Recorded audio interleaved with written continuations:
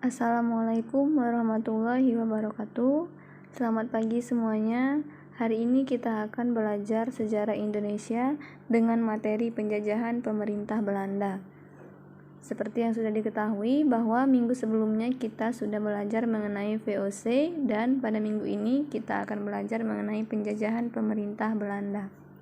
Baik, langsung saja kita akan masuk pada materi yang pertama, yaitu masa pemerintahan Republik Batav atau Perancis, di mana ada dua pemerintahan, yaitu pada masa pemerintahan Herman Willem Daendels dan juga pemerintahan Jansen.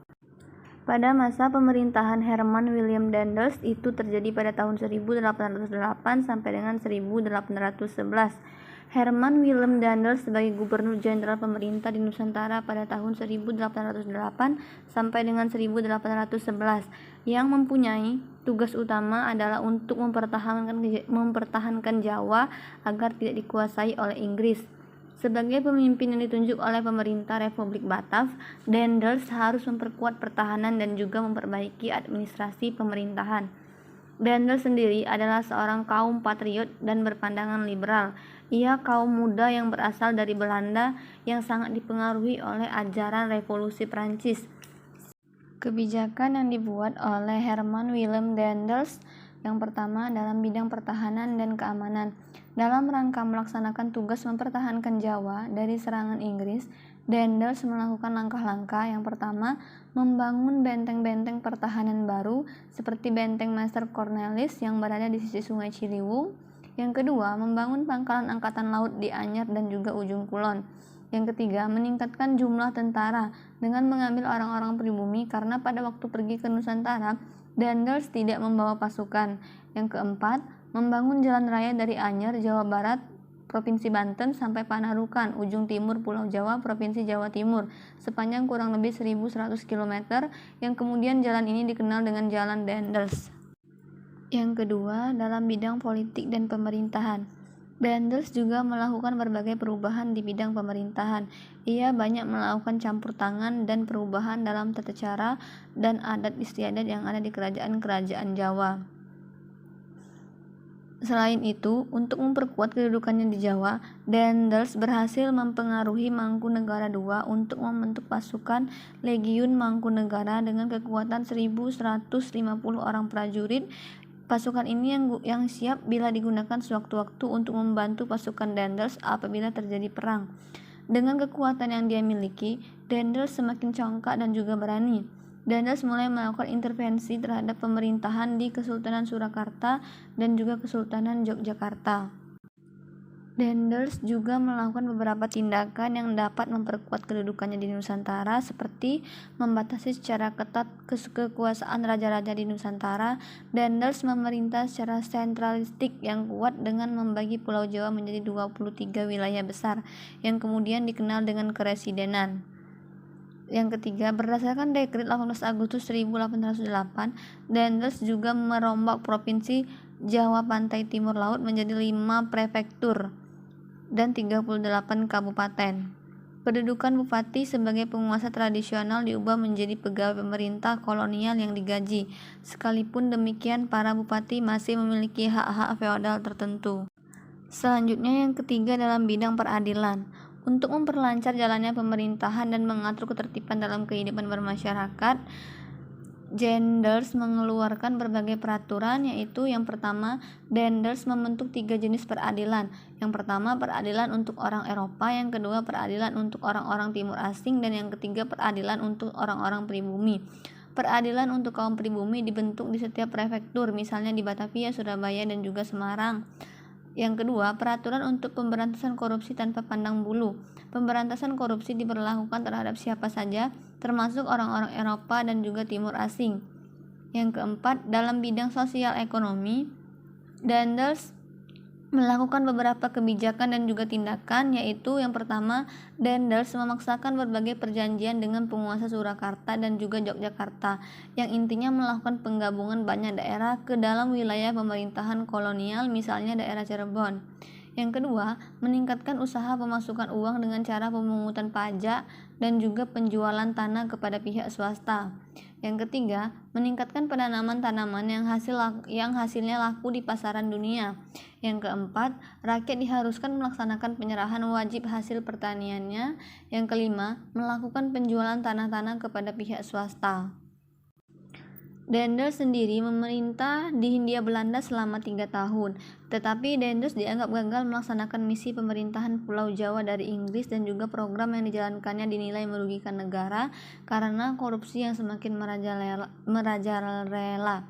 Oleh sebab itu, Daendels dipanggil oleh pemerintah kolonial untuk kembali ke negaranya dan digantikan oleh John William Jansen. Yang kedua, pemerintahan Jansen 1811. Setelah Daendels dipanggil pulang ke negerinya, ia digantikan oleh John William Janssens yang dikenal sebagai seorang politikus berkebangsaan Belanda yang sebelumnya menjabat sebagai Gubernur Jenderal di Tanjung Harapan, Afrika Selatan tahun 1802 sampai 1806. John William Janssen sendiri memiliki tujuan yang sama, yaitu untuk mempertahankan Jawa dari serangan Inggris. Tetapi armada Inggris ternyata lebih kuat dan unggul, sehingga membuat John William Jansen yang menggantikan Daendels tidak bisa berbuat banyak. Penguasa Inggris di India, Lord Minto, kemudian memerintahkan Thomas Stamford Raffles segera mempersiapkan armadanya untuk menyeberangi Laut Jawa. Pengalaman pahit Jansen saat terusir dari Tanjung Harapan pun terulang. Pada tanggal 4 Agustus 1811, sebanyak 60 kapal Inggris di bawah komando Raffles telah muncul di perairan sekitar Batavia, sehingga beberapa minggu berikutnya, tepatnya pada tanggal 26 Agustus 1811, Batavia jatuh ke tangan Inggris. Namun pasukan Inggris lebih kuat sehingga berhasil memukul mundur Jansen beserta pasukannya. Jansen kemudian mundur ke Salatiga dan akhirnya menyerang di Tuntang. Penyerahan Jansen secara resmi ke pihak Inggris ditandai dengan adanya rekapitulasi Tuntang pada tanggal 18 September 1811. Rekapitulasi Tuntang sendiri berisi tentang pemerintahan Belanda menyerahkan Indonesia kepada Inggris. Yang kedua, semua tentara Belanda menjadi tawanan perang Inggris. Yang ketiga, orang Belanda dapat dipekerjakan dalam pemerintahan Inggris. Yang kedua, perkembangan kolonialisme Inggris di Indonesia 1811 sampai 1816. Sejak tanggal 18 September 1811 adalah tanggal dimulainya kekuasaan Inggris di Hindia. Gubernur Jenderal Lord Minto secara resmi mengangkat Thomas Stamford Raffles sebagai penguasa. Ada beberapa kebijakan yang dibuat oleh Thomas Stamford Raffles. Yang pertama, kebijakan dalam bidang pemerintahan. Dia membuat secara geopolitik Jawa dibagi menjadi 16 keresidenan. Selanjutnya, untuk memperkuat kedudukan dan mempertahankan keberlangsungan kekuasaan Inggris, Raffles mengambil strategi membina hubungan baik dengan para pangeran dan juga penguasa yang sekiranya membenci Belanda. Strategi ini sekaligus sebagai upaya mempercepat penguasaan Pulau Jawa sebagai basis kekuatan untuk menguasai Kepulauan Nusantara. Yang B itu kebijakan dalam bidang ekonomi. Raffles menerapkan beberapa kebijakan dan juga tindakan. Yang pertama, pelaksanaan sistem sewa tanah atau pajak tanah, yang kemudian meletakkan dasar bagi perkembangan sistem perekonomian uang. Yang kedua, penghapusan penyerahan hak wajib hasil bumi. Yang ketiga, penghapusan kerja rodi dan juga perbudakan. Yang keempat, penghapusan sistem monopoli. Serta yang kelima, peletakan desa sebagai unit administrasi penjajahan. Yang ketiga, dalam bidang hukum. Pada bidang hukum, Raffles mengubah pelaksanaan hukum yang sebelumnya pada pemerintahan Daendels yang berorientasi pada ras, warna kulit, namun pada masa Raffles lebih cenderung pada besar kecilnya kesalahan. Yang keempat, dalam bidang sosial, Raffles menghapus adanya kerja rodi dan juga perbudakan. Namun dalam kenyataannya, Raffles juga melakukan pelanggaran undang-undang dengan melakukan kesalahan serupa, misalnya untuk pembuatan dan juga perbaikan jalan atau jembatan yang dilakukan secara kerja rodi. Selanjutnya, dalam bidang ilmu pengetahuan, Raffles juga merupakan seorang ilmuwan. Raffles juga sangat memperhatikan terhadap bahasa dan adat istiadat masyarakat di Jawa. Dia juga sangat tertarik pada antropologi dan botani. Makalah-makalahnya kemudian diterbitkan dalam majalah yang bernama Verhadelingen. Yang ketiga, dominasi pemerintahan Belanda. A. Jalan tengah bersama Komisaris Jenderal. Dengan mempertimbangkan amanat undang-undang pemerintah dan melihat kenyataan di lapangan serta memperhatikan pandangan kaum liberal dan kaum konservatif, Komisaris Jenderal sepakat untuk menerapkan kebijakan jalan tengah, yang maksudnya adalah eksploitasi kekayaan di tanah jajahan langsung ditangani pemerintah Hindia Belanda agar segera mendatangkan keuntungan bagi negeri induk. Di samping mengusahakan kebebasan penduduk dan pihak swasta untuk berusaha di tanah jajahan, tetapi kebijakan jalan tengah ini tidak dapat merubah keadaan. Sehingga pada tanggal 22 Desember 1818, pemerintah memberlakukan undang-undang yang menegaskan bahwa penguasa tertinggi di tanah jajahan adalah Gubernur Jenderal. Van der Capellen kemudian ditunjuk sebagai Gubernur Jenderal. Dia sendiri ingin melanjutkan strategi jalan tengah, tetapi kebijakan Van der Capellen berkembang ke arah sewa tanah dengan penghapusan peran penguasa tradisional yang juga menarik pajak tetap yang sangat memberatkan rakyat, sehingga timbul banyak protes dan mendorong terjadinya perlawanan. Sehingga Van der Capellen kemudian dipanggil pulang dan digantikan oleh Dubus-Gussienes. Dubus-Gussienes sendiri berkeinginan membangun modal dan meningkatkan ekspor, tetapi program ini tidak berhasil karena rakyat tetap miskin sehingga tidak mampu menyediakan barang-barang yang diekspor. Dengan kondisi tanah jajahan dalam kondisi krisis, kas negara di negeri induk pun kosong. Hal ini disebabkan dana banyak tersedot untuk pembiayaan perang di tanah jajahan. Sebagai contoh, perang di Ponorogo yang baru berjalan 1 tahun sudah menguras dana yang luar biasa, sehingga pemerintahan Hindia Belanda dan pemerintah negeri induk mengalami kesulitan ekonomi. Untuk mengatasi dan mengatur keuangan ini, pada tanggal 9 Desember 1826, Belanda mengeluarkan hak oktroy, yang kemudian dibentuklah The Jeffs Bank sesuai dengan surat keputusan nomor 25 tertanggal 24 Desember 1828. B. Sistem tanam paksa. Pemerintah Belanda terus mencari cara bagaimana untuk mengatasi problem ekonomi. Berbagai pendapat mulai dilontarkan oleh para pemimpin dan juga tokoh masyarakat. Salah satunya pada tahun 1829, seorang tokoh yang bernama Johannes van den Bosch mengajukan kepada Raja Belanda usulan yang berkaitan dengan sistem dan cara pelaksanaan politik kolonial Belanda di Hindia. Sesuai dengan keadaan di negeri jajahan, maka sistem penanaman harus dikembangkan dengan memanfaatkan kebiasaan kaum pribumi atau petani, yaitu dengan kerja rodi, atau yang dikenal dengan nama sistem tanam paksa. Konsep Van der Bosch inilah yang kemudian dikenal sebagai kulturstelsel atau tanam paksa, yang dengan cara ini diharapkan perekonomian Belanda dapat dengan cepat pulih dan semakin meningkat.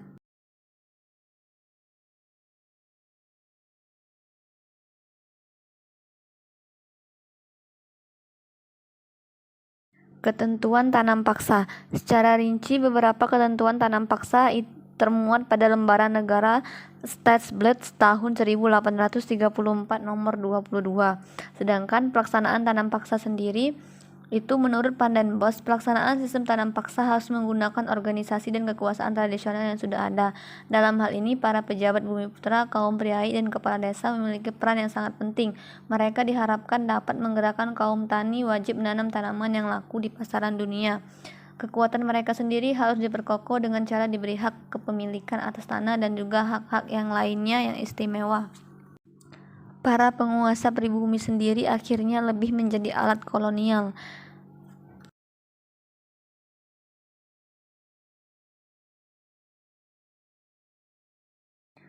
Selanjutnya, sistem usaha swasta. Pelaksanaan tanam paksa memang telah berhasil memperbaiki perekonomian Belanda. Kemakmuran juga semakin meningkat, bahkan keuntungan dari tanam paksa telah mendorong Belanda berkembang sebagai negara industri. Tetapi kemudian mulai muncul perdebatan tentang pelaksanaan tanam paksa, karena masyarakat Belanda mulai mempertimbangkan baik buruk dan untung ruginya tanam paksa, sehingga timbullah pro dan kontra mengenai pelaksanaan tanam paksa. Pihak yang pro dan setuju tanam paksa tetap dilaksanakan adalah kelompok konservatif dan para pegawai pemerintah. Sedangkan pada pihak yang menentang pelaksanaan tanam paksa adalah kelompok masyarakat yang merasa kasihan terhadap penderitaan rakyat pribumi. Sehingga Kaum liberal menuntut pelaksanaan tanam paksa di Hindia Belanda diakhiri. Hal tersebut didorong oleh terbitnya dua buku pada tahun 1860, yakni buku Max Havelaar tulisan Edward Dekker dan buku Suiker Kontraktor, kontrak-kontrak gula tulisan Frans van de Voet. Kedua buku ini memberikan kritik keras terhadap pelaksanaan tanam paksa.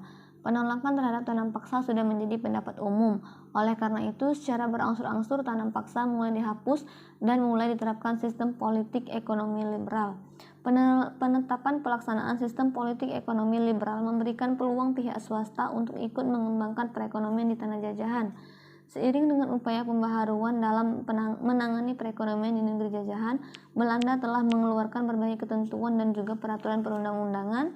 Yang pertama, pada tahun 1864 dikeluarkan Undang-Undang Pembendaharaan Negara, yang berdasarkan undang-undang ini setiap anggaran belanja Hindia Belanda harus diketahui dan disahkan oleh parlemen.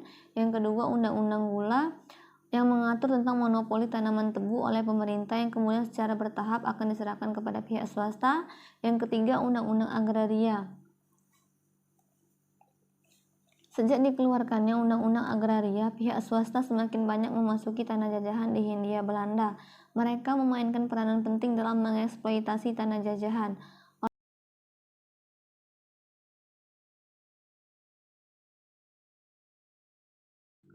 Selanjutnya, perkembangan agama Kristen. Perkembangan agama Kristen di Indonesia secara garis besar dapat dikelompokkan menjadi dua, yakni Kristen Katolik dan Kristen Protestan. Perkembangan agama Kristen ini tidak dapat dilepaskan dari kedatangan bangsa-bangsa Eropa ke Indonesia.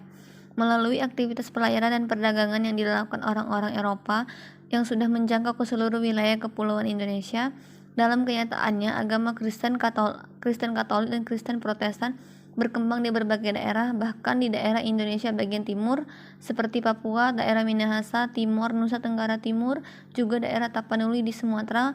Agama Kristen menjadi mayoritas, tidak hanya di Indonesia bagian timur, tetapi juga di berbagai wilayah seperti di Sumatera, Jawa, Kalimantan, Sulawesi, bahkan di Jawa ada sebutan Kristen Jawa. Sekian penjelasan singkat dari Ibu mengenai penjajahan pemerintah Belanda. Ibu akhiri, wabillahi taufiq wal hidayah. Wassalamualaikum warahmatullahi wabarakatuh.